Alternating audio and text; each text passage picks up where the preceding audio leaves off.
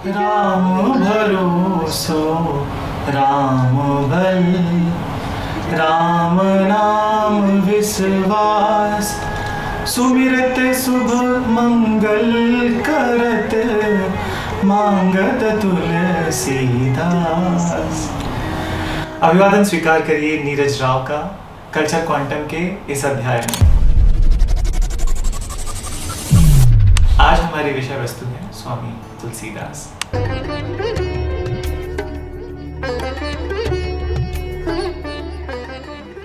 वो स्वामी तुलसीदास ना ही किसी परिचय के मोहताज हैं, ना ही लोकप्रियता के। हम सभी उनसे अवगत हैं, पर कुछ ऐसे अध्याय हैं जो हम एक नए स्वरूप में लेकर आए हैं कल्चर क्वांटम के इस एपिसोड में। वो स्वामी तुलसीदास जी को महर्षि वाल्मीकि का अवतार माना जाता था। इनका जन्म 1554 ईस्वी राजापुर ग्राम बांदा डिस्ट्रिक्ट यूपी में हुआ था। इनके पिताजी का नाम आत्माराम दुबे और माता का नाम तुलसी था। जन्म के समय इनके मुख में 32 दांत थे और ऐसा कहा जाता है कि 12 मास तक ये अपनी माँ के गर्भ में थे। और जब इनका जन्म हुआ तो ये 5 वर्ष के बालक की तरह दिख रहे थे। उसके अलावा इनके मुख से जो पहला शब्द निकला वो था राम का। इसी कारण इन्हें राम बोला भी कहा जाता है। इनका जन्म मूल नक्षत्र में हुआ था। मूल नक्षत्र को हिंदू एस्ट्रोलॉजी में शुभ नहीं माना जाता है। ऐसा मानते हैं कि जो बच्चे मूल नक्षत्र में पैदा होते हैं उससे उनके पिता को अकारण मृत्यु की समस्या रहती है। शायद इन्हीं कारणों से इनके परिवार ने 4 दिन के बाद इनका परित्याग कर दिया और इन्हें एक सेवक को दे दिया। उस सेवक की मृत्यु भी हो गई 5 साल के बाद और तुलसीदास का जीवन भिक्षा लेकर जीवन यापन करने में गुजरने लगा।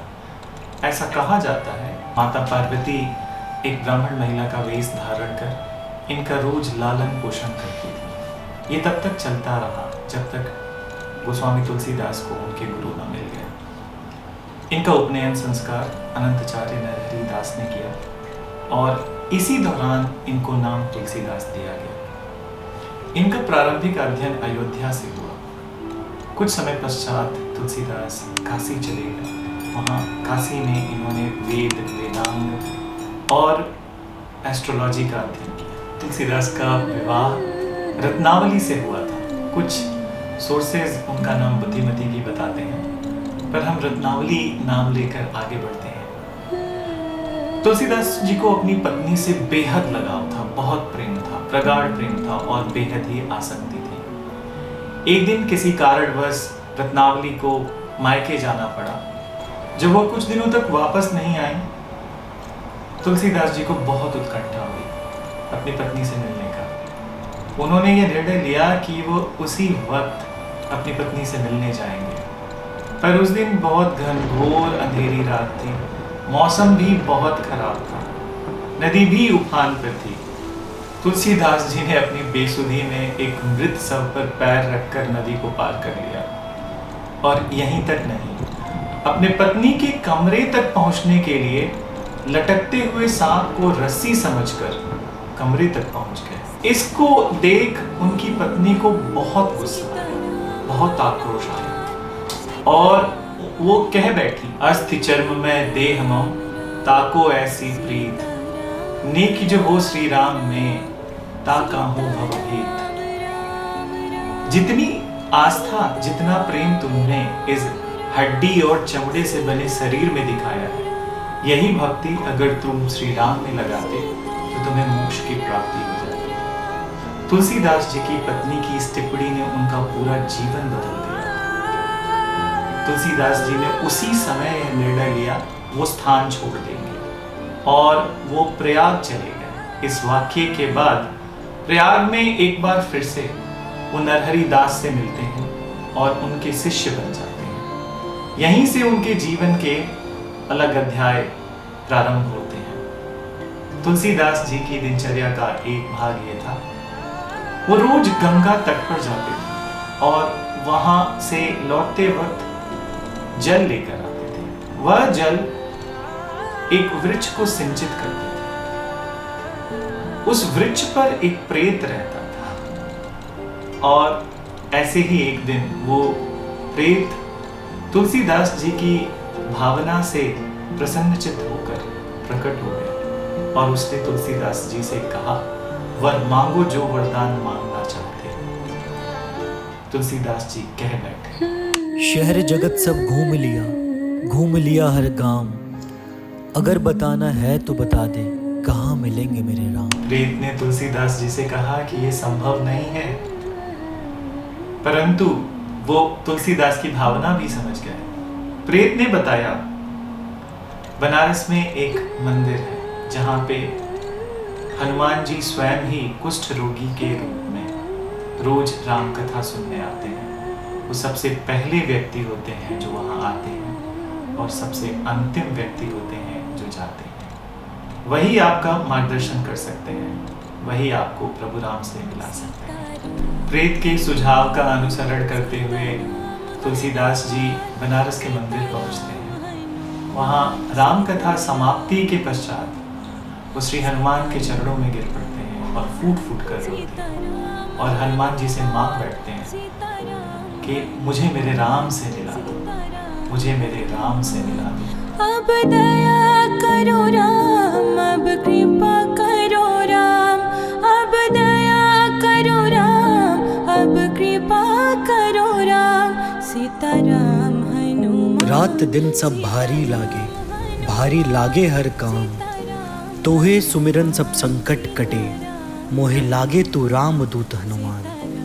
घोर अंधेरा सा छाया, मन होत मोरा हताश, बैरन नजरिया दर दर घूमे, दिखत न कोई आस। रोगी सन वेश भूषा, मन में राम बास, गिरत परत हनुमान शरण में, पहुँचे तुलसीदास। तुलसीदास की इस करुण वंदना के बाद हनुमान जी उन्हें चित्रकूट जाने के लिए कहते हैं और वो कहते हैं कि आपको आपके राम वहीं मिलेंगे। हनुमान जी की आज्ञा का पालन करते हुए तुलसीदास चित्रकूट पहुंचते हैं। ऐसे ही एक दिन कमतगिरी पर्वत की परिक्रमा के दौरान उन्हें दो राजकुमार दिखाई देते हैं और दोनों ही राजकुमार की तरफ वो आकर्षित होते हैं, पर वो पहचान नहीं पाते हैं कि ये राजकुमार नहीं, ये स्वयं प्रभु श्री राम और श्री लक्ष्मण हैं।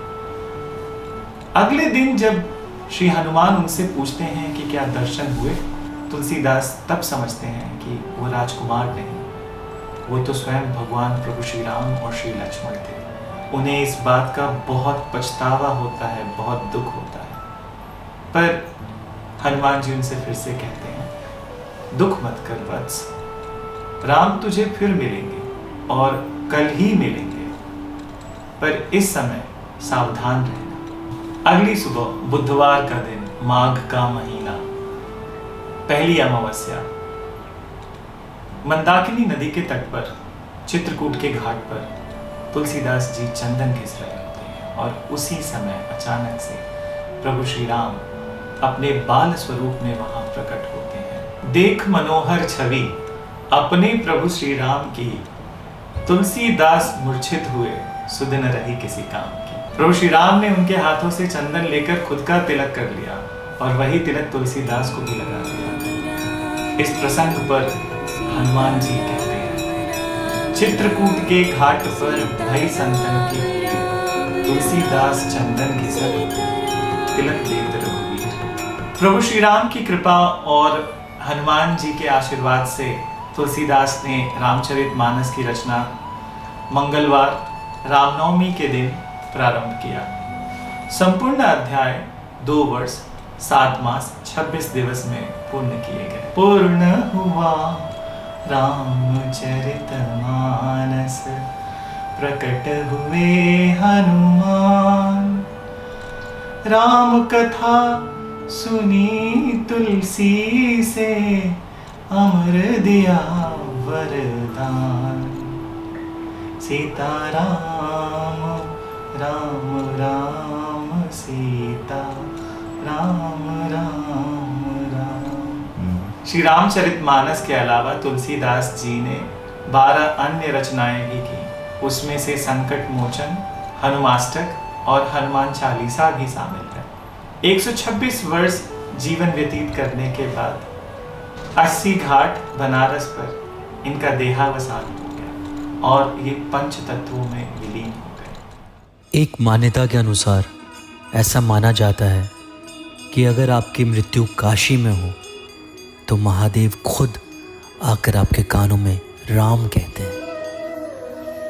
और तुलसीदास जी की ज़िंदगी की शुरुआत और समापन तो उन सारी जगहों पे हुई जहाँ जहाँ श्री राम के पग स्वयं पड़े।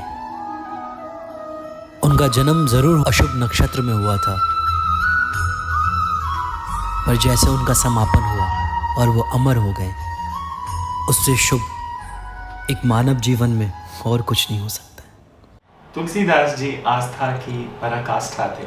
ऐसे ही बहुत अन्य व्यक्तित्व हैं भारतीय इतिहास में जिनसे हम आपको रूबरू करवाना चाहते हैं। अनुदीन बढ़ाओ अनुग्रह तोरे, जेहि विधि नाथ होए हित मोरा, करहु सो बेगी दास में तोरा।